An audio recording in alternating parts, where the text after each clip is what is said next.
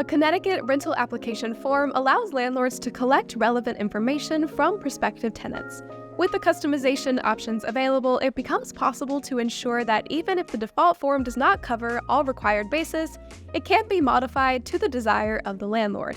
However, it can't just be freely created, as it's essential to think about the different rules and regulations that come with rental property management. So in this video, we'll cover a comprehensive rundown of all the key information. So without further ado, let's dive in. Connecticut rental applications. As indicated before, requesting the right information is key to a successful tenant qualification process. It's always good to consider what may be the right information for the kind of property and time. The kind of information that is typically requested includes rental history details, personal information of all tenants who will occupy the property, income details, consent for credit checks, consent for background checks, employment information, personal references, and beyond this, Connecticut landlords are legally required to make certain disclosures on a rental application. These include rent control policies, any fees associated with the process, shared utility details, hazards to consider, the condition of the property, smoking policy, security deposit information. Here's what not to include. Thanks to the Federal Fair Housing Act, it's against the law for a landlord to discriminate against potential tenants because of any of the following reasons: religion, sex, nationality, race, disability, familial status. Additional state law. Protection for a prospective tenant beyond the Federal Fair Housing Act. There are also protections at the state level, which prevent landlords from asking about any of the following classes of information too: sexual orientation, creed, ancestry, gender identity, military or veteran status, legal source of income, age, and marital status. Therefore, it is illegal to request any such data from a prospective tenant. Be sure to note, however, that exemptions to the federal laws here do exist, which allow requesting certain pieces of information under special circumstances. For example, if there are family dwellings with no real estate agent representing landlords and the owner occupies a unit, it is exempt from fair housing laws. In age-specific communities, it may become necessary for landlords to inquire about children. Other laws.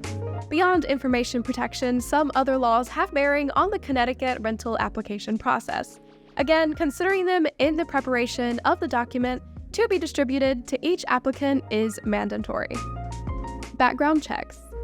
A background check cannot be conducted without the explicit permission of the applicant being given. This consent is typically requested at application time. It may come in the form of a prepared statement that a potential tenant can affix a signature for confirmation. Security deposit. According to Connecticut statute listed on the screen, if an applicant falls below 62 years old, a maximum of 2 months' rent may be requested in the form of a security deposit. On the other hand, if the tenant hopeful is over 62 years old, the maximum becomes 1 month's rent. Eligibility notice. Each Connecticut rental application form will come with a set of criteria that are used to screen applicants.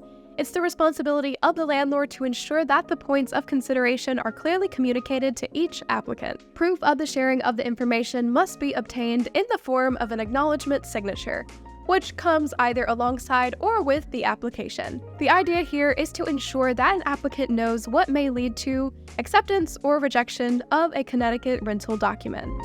Application fee. There are no federal or state laws that limit the fees associated with a rental application in Connecticut. Typically, it's recommended to charge an amount that is akin to the expected administration overhead. For example, there will likely be a multi-layered background check involved in the process. Rental history, credit history, and criminal history may form a part of it.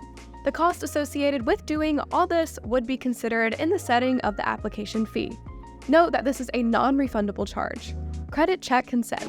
Thanks to a stipulation provided by the Federal Credit Reporting Act, it's mandatory for a Connecticut rental application process to include gaining consent if a credit check is intended. Written acknowledgement on the application document will typically provide this. Building your own. After reviewing a Connecticut rental application document and collecting whatever fee is needed, a landlord will consider it against other submissions as the screening process is done in parallel.